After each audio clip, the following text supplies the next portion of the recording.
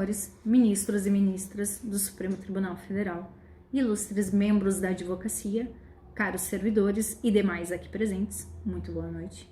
Eu, Grace Correia, procuradora da Fazenda Nacional, juntamente com o meu colega, procurador Fábio Klein, em nome da Fazenda Nacional, viemos perante a Vossa Excelência trazer os argumentos em torno da legitimidade da autuação realizada pela Receita Federal em face do recorrente, que incorretamente alegou a ocorrência de suposta violação ao artigo 150, inciso 1º da Constituição Federal, e sustentou a impossibilidade de suas operações financeiras com criptomoedas serem tributadas através do imposto de renda sobre o ganho de capital.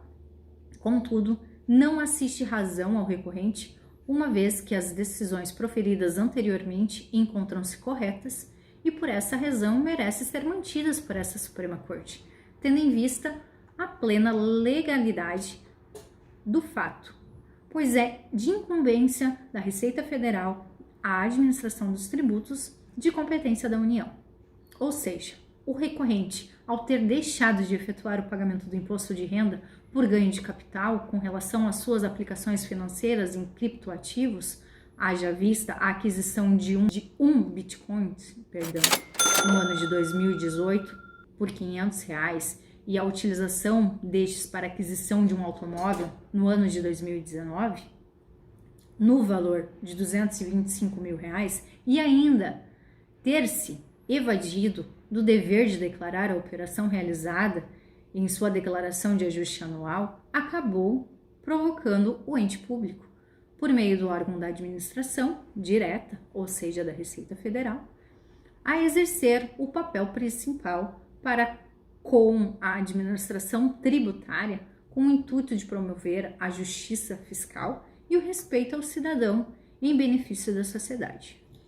Nessa senda, excelências, cumpre ressaltar a missão valorosa protagonizada pelo respeitadíssimo órgão público, o de garantir que a legislação tributária seja cumprida em sua plenitude, respeitando os princípios basilares e constituintes do Estado Democrático de Direito, e que, dessa forma, o governo consiga arrecadar os recursos necessários para assim poder administrar o país, promovendo as políticas sociais e assistência aos cidadãos.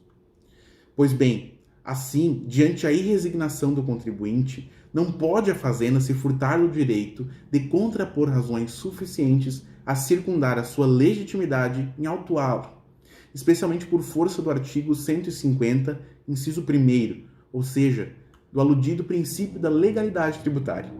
Em caso, segundo o contribuinte, a autuação formulada pela recorrida considerou as informações voluntariamente prestadas pela exchange intermediária, aquela que faz as transações de criptoativos, das transações com criptomoedas do recorrente, fundamentando-se não em uma lei, mas na Instrução Normativa 1888, de 3 de maio de 2019, ato normativo diverso que para o contribuinte deveria ser declarado inconstitucional.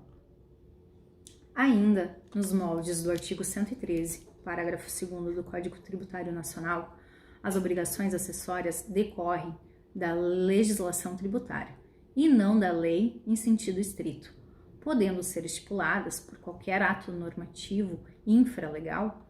Isso porque não se refere à criação, à instituição ou à majoração do tributo, a tributos pecuniários que só podem ser impostos por lei, mas a prestação formal praticada no interesse de arrecadação ou fiscalização dos tributos pela Fazenda Pública.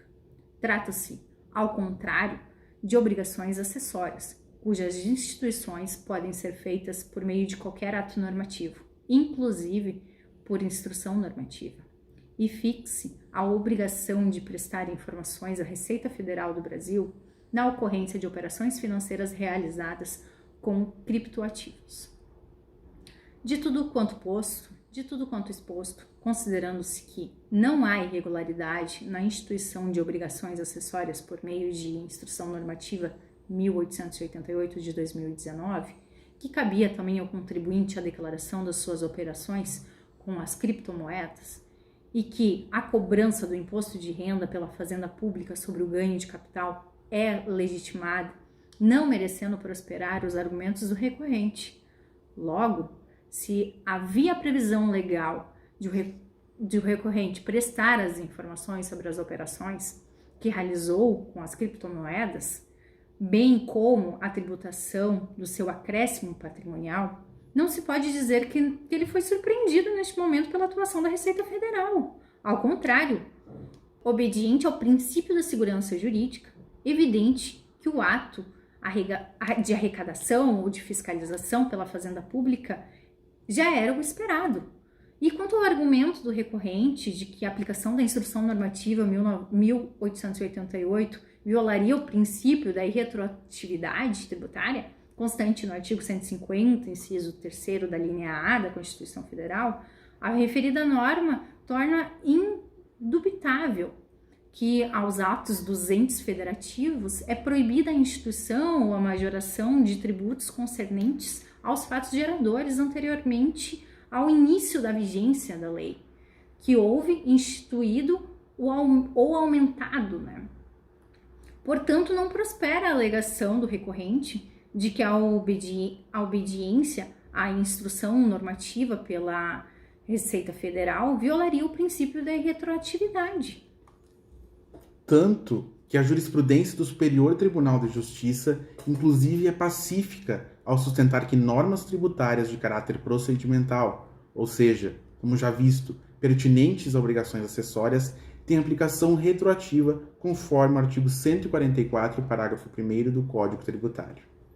Logo, a admissibilidade ou não das referidas obrigações acessórias em nada interfere na exigência realizada pela Fazenda Pública, que embasou sua autuação em informações previamente fornecidas pela própria Exchange, legitimada a prestá-las nos termos do artigo 6º, inciso 1º também da referida instrução normativa. Ainda, o recorrente alega que as criptomoedas devem ser consideradas moedas. Entretanto, excelências, não é este o entendimento do Banco Central do Brasil, a autoridade responsável pela emissão da moeda corrente brasileira. Uma vez que, por circularem as criptomoedas sem a supervisão de qualquer autoridade monetária, por não possuírem garantia de conversibilidade em outra moeda, por não serem lastreadas e por não terem garantia da estabilidade, disse que as criptomoedas, bem como o mercado em que circulam, funcionam tal qual as ações de empresas presentes nas bolsas de valores mundiais. Assemelhando-se, portanto, a criptomoeda a uma ação, é possível tratá-la como um direito. Logo, na medida em que é adquirida ou vendida, está-se procedendo uma transação com direito relativo aos ativos financeiros do investimento. Isto considerado, rememorando que operações financeiras com criptomoedas demandam a prestação de dados concernentes às transações, entende-se que tais ativos, enquanto direitos, devem ser declarados para fins de cobrança do imposto de renda na ficha Bens e Direitos, como outros bens. Reconhecendo-se as criptomoedas como ativos financeiros ou investimentos, admite-se que suas operações são capazes de gerar ganho de capital, pois se há retorno econômico superior ao investimento feito, há acréscimo patrimonial. É devido ao seu imposto, graças ao ganho de capital. Por isso, entende-se que o lucro obtido pela alienação de qualquer ativo de capital, onde o preço da venda do ativo ultrapasse o preço de compra, caracterize o ganho de capital. Posso estar. Tá tudo certo. Conforme o artigo 153, inciso 3º da Constituição brasileira, é necessária a instituição de imposto sobre renda e proventos de qualquer natureza. Sublime-se qualquer natureza, já que nos termos do parágrafo 2º do mesmo dispositivo, a cobrança do imposto de renda deve considerar, dentre outros critérios, o princípio da universalidade. Importante ainda salientar que, além da alienação de ativos como forma de se obter acréscimo patrimonial, o próprio CARF, Conselho Administrativo de Recursos Fiscais, vem admitindo que a aquisição de bens ou direitos por permuta também é capaz de levar ao ganho de capital. Motivo pelo qual há que se falar, sim, na cobrança do imposto de renda sobre o referido ganho, vez que disponível, ainda que se concretize por meio da aquisição de bens e serviços. Isso porque, em razão do princípio da legalidade, os fatos tributáveis devem estar previamente fixados em lei, de modo que ambas as partes da relação tributária, sujeito ativo e sujeito passivo, tenham ciência que caso a situação legalmente prevista venha a se concretizar no mundo, será a obrigação tributária exigível. Sob o ponto da perspectiva do sujeito passivo, referida previsibilidade mútua. Pulei uma frase. Sim. Volta aqui. Porque, em razão do princípio da legalidade, os fatos tributáveis devem estar previamente fixados em lei, de modo que ambas as partes da relação tributária, ou seja, sujeito ativo e sujeito passivo, tenham ciência que, caso a situação legalmente prevista venha a se concretizar no mundo, será a obrigação tributária exigível, sob o ponto de vista do sujeito ativo e devida sobre a perspectiva do sujeito passivo. Referida previsibilidade mútua, amparada pela fixação em lei das hipóteses de tributação, como destacado, deve ser protegidos pelo princípio da segurança jurídica, assim como os dispositivos que fundamentam a tributação ora discutida, já existiam no momento da ocorrência dos fatos e nem de longe consistiam em inovação normativa.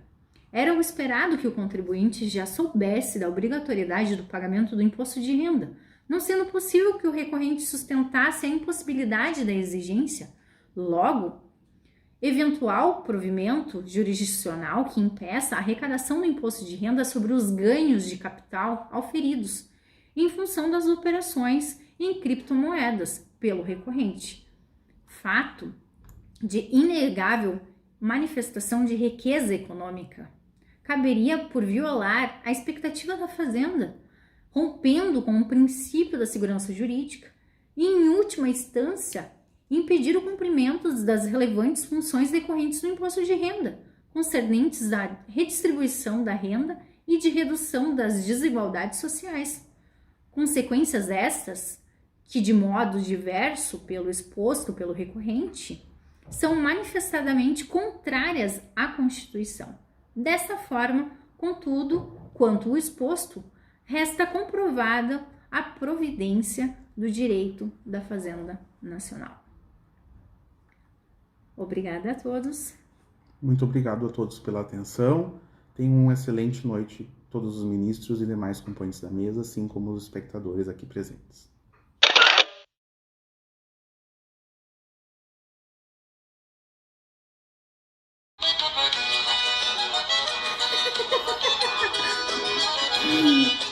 Vamos tomar um cima porque eu já tô sem voz. Abraço!